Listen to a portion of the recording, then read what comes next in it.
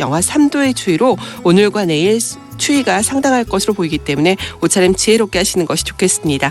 그리고 오후부터 밤사이 전라도 서해안 지역과 제주도 산간 지역은 1cm 안팎으로 눈이 내려 쌓이는 곳도 있겠습니다. 지금 서울 기온은 영하 4.8도, 습도 41%입니다. 날씨 정보 윤지수입니다. 다음은 이 시각 교통 상황 알아보겠습니다. KBS 교통정보센터의 오수미 씨입니다.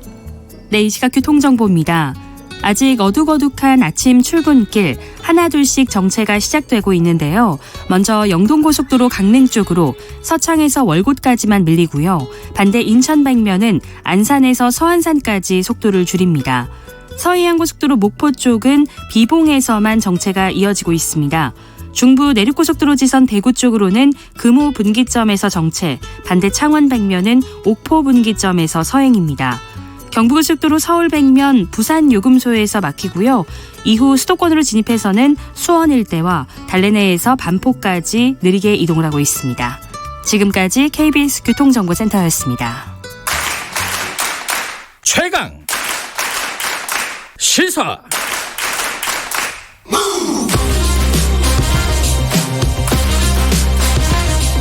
지금 여러분께서는 김경래 기자의 최강 시사를 듣고 계십니다.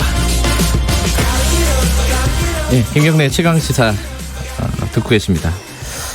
아까 말씀드린 대로 자유한국당 쪽 연결해 보겠습니다. 나경원 원내대표 임기 연장 안 하기로 결정하고 나서 이게 조금 많이 시끄럽습니다. 굉장히 중진 의원들도 이 부분에 대해서 비판의 목소리를 내고 있고, 지금 이제 여야 간에 막바지 협상을 하고 있지 않습니까? 선거법을 비롯해서 민생 법안도 마찬가지고요. 어떻게 될지. 이번에 새로운 당직자로 선출된 분입니다. 전략기획부총장이 되신 송원석 의원 연결해 보겠습니다. 안녕하세요.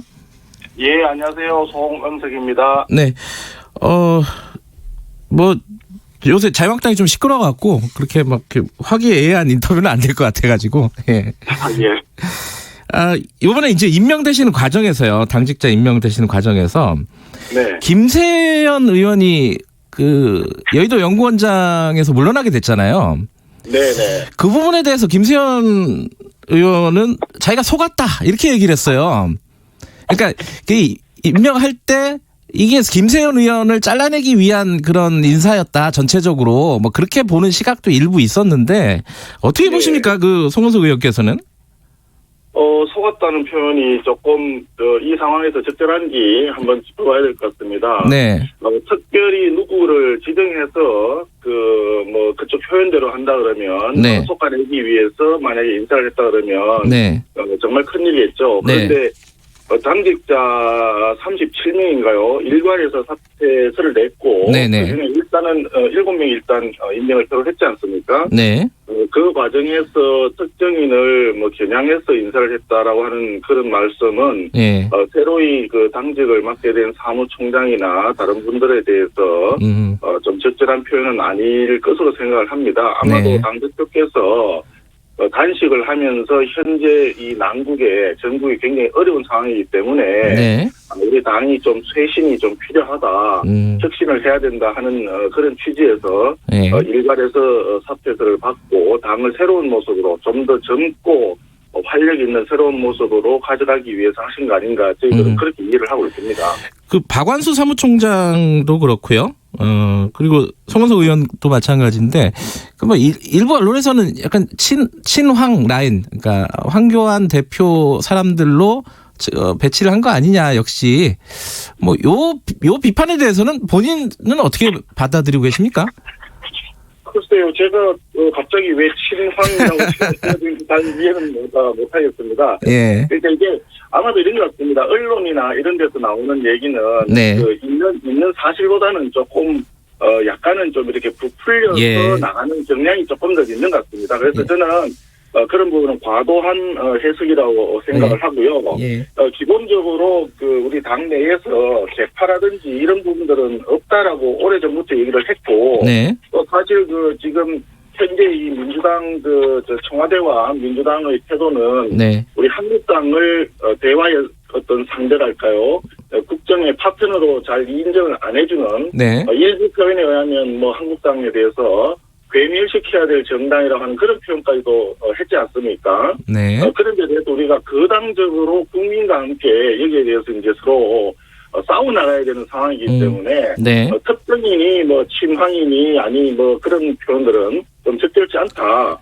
그렇게 생각을 하고 전체가 하나가 되어서 당을 구하고 나라를 구하고 하는 국민을 구하는 그런 방향으로 네. 힘을 모아야 되는 상황이다. 그런 점에서는 모두가 한 마음이다. 이렇게 생각을 합니다.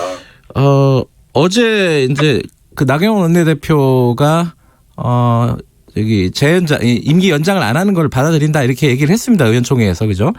네, 그렇습니다. 근데 그 과정에서 지금 예를 들어서 아까 말씀드린 뭐 김세현 의원도 마찬가지인데 정진석 의원, 홍일표 의원, 김태흠 의원, 장제원 의원, 김용태 의원 이게 다 자유한국당에서 그래도 중진급 의원들이 많지 않습니까? 이분들이 다 지금 황교안 대표가 임기 연장을 불허한 부분, 이 부분은 문제가 있다라고 지금 지적을 하고 있어요. 이건 어떻게 받아들여야 될까요? 글쎄, 우리 당내 상황에 대해서 이렇게 오랫동안 말씀드리는 게 적절한지 잘 모르겠습니다만은, 예. 제가 볼 때는 이게 누구 하나의 개인의 어떤 의사는 아니고요. 예. 최고위원회의에서 최고위원들께서 전부 모여서, 여러 가지 당헌 당규를 잘 따져보고, 네. 또 당이 처한 현 상황 자체를 좀 굉장히 깊게 생각을 한 결과로 집단적인 어떤 의사결정으로 나온 걸로 저는 이해를 하고 있습니다. 네. 그렇기 때문에 특히 더 중요한 거는 예를 들어서 원내대표 경선에 나오실 분이 만약에 없다면, 네. 없다면은 임기 연장 여부를 이제 가리는 그런 의원총회를 하는 것이 당연히 해야 될 상황이겠지만, 네. 새로이 원내대표를 하겠다는 분이 이미 출마 선언을 했고 출마 선언을 준비하고 있다는 이야기들이 많이 있었기 때문에 네. 그런 상황에서 아마 원칙대로 당헌 당규에 나와 있는 대로 할 수밖에 없는 상황이 되지 않았을까. 그런 점에서 당대표와 최고위원회의에서 종합적으로 당이 처한 현실에 따라서 이제 새로운 쇄신이라고 할까요? 혁신이라고 할까요? 그런 방향에서 의사결정이 있었지 않겠나. 네. 그렇게 생각이 되고, 그렇기 때문에, 지금 현 이제 나경원 원내대표께서도, 흔쾌히 그러한 방향에 대해서 당이 어떤 처한 현실을 이해를 하고, 힘을 모아서 우리가, 잘못된 정책을 펴고 있는 이 정권에 대해서 네. 힘을 모아서, 투쟁해 나가자. 네. 하는 취지에서 이해를 한 걸로 저는 이해를 하고 있습니다. 알겠습니다. 강석호 의원도 이제 요번에 원내대표에 이제 출마 선언을 하지 않았습니까? 네. 근데 저희랑 인터뷰하면서 그 얘기를 했어요.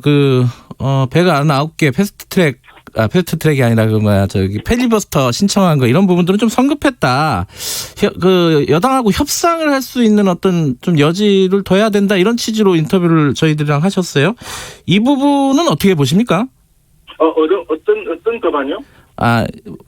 필리버스터 199개 신청한 거 이런 부분들은 좀 성급했다. 이렇게 얘기를 하셨거든요.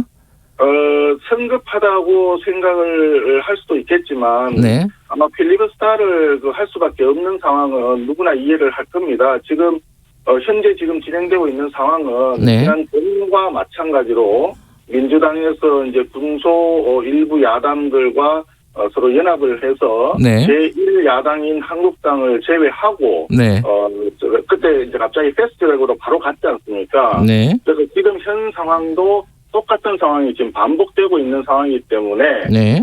우리 한국당의 입장으로서는 법이 정해준 범위 내에서 최대한의 준법 투쟁을 할 수밖에 없는 상황이거든요. 네. 그러다 보니까 선거법과 그다음에 공수처법 그리고 검경수사권 조정에 관한 법률이 실제로 상정될 직전에 여러 가지 법안을 가지고 필리버스터를 할 수밖에 없는 거죠. 그래야만이 정기국회 기간 내에 우리가 이것을 저지할 수 있는 길이 생기는 것이고 또 그 사이에서 우리가 아무런 행동을 안 한 것이 아니라 민주당에 대해서도 민생 법안은 먼저 통과시키자 그렇게 계속 얘기를 했고 법안 199개 중에서 5개만 필리버스터를 하겠다. 네. 그 이야기를 했습니다. 그리고 민식이법 같은 경우에는 사실 필리버스터를 할 때 본회의에 상정도 안 되었던 상황이거든요. 그럼 네. 법사위에서 논의 중에 있었습니다. 그렇기 때문에 필리버스터 하는 것 자체로 어떤 민생 법안에 영향을 미치는 것도 상당히 적고 지금 한국당을 비판하는 그런 민식이법을 왜 볼모로 잡느냐 네. 이런 부분들도 사실관계하고는 굉장히 다르거든요. 네. 그런 점에서 한국당으로서는 패스에 올라가 있는 이런 법을 저지하기 위해서는 필리버스터를 할 수밖에 없었다 하는 네. 그런 상황이었다 하는 것도 좀 이해를 해주시면 좋겠습니다. 이번에 원내대표가 이제 바뀌잖아요. 바뀌면은 이제 여당하고 다른 야당하고 좀 협상할 수 있는 여지가 좀 생기는 건가요? 그렇게 기대를 하는 것 같은데 민주당 쪽에서는 어떻습니까?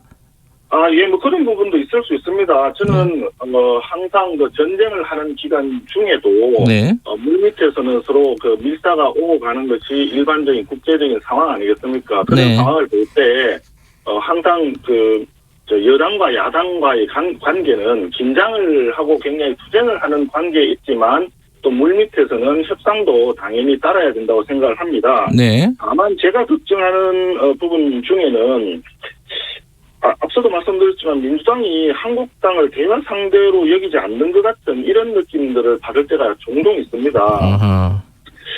왜 이게 모든 것은 그 큰 집에서 복간에서 인심난다는 그런 얘기 옛말이 있지 않습니까? 큰 예. 집에 해당되는 청와대와 마청에 해당되는 민주당에서 예. 일정 부분 야당에 대해서도 인정을 하고 이해를 하고 뭔가 조금 나눠주고 배려하는 이런 태도가 가장 중요한 거 아닌가 이런 생각입니다. 그런데 그동안의 원내대표 간의 여야 협상 과정을 이렇게 보면 민주당에서도 거의 한국당의 얘기에 대해서는 처음부터 별로 들어주지 않고 배제시키는 쪽으로 자꾸 가닥을 잡아가니까 오늘날 이런 사태가 생기지 않았습니까? 그런 네. 부분은 굉장히 아쉬운 부분이기 때문에 우리가 뭐 협상을 하기 위해서 이런 상황을 하는 건 아니겠지만 여당에서 또 청와대에서 좀 더 제1야당이 얘기하는 또 제1야당으로 대변되는 많은 국민들 40% 이상 되는 국민들의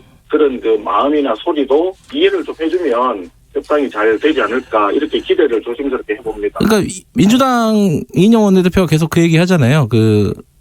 연동형 비례제만 합의를 하면은 뭐 의원 수라, 그러니까 비례대표 수라든가 이런 부분들은 좀 여지가 있다. 유연하게 협상에 임하겠다. 근데 그 부분이 안 되는 거 아닌가요, 지금? 그 자유한국당이? 연동형 부분은 네. 그동안에 누차 이제 얘기가 있었습니다만은 기본적으로 강력한 대통령제, 지금 뭐 전제 군주적인 대통령제를 하고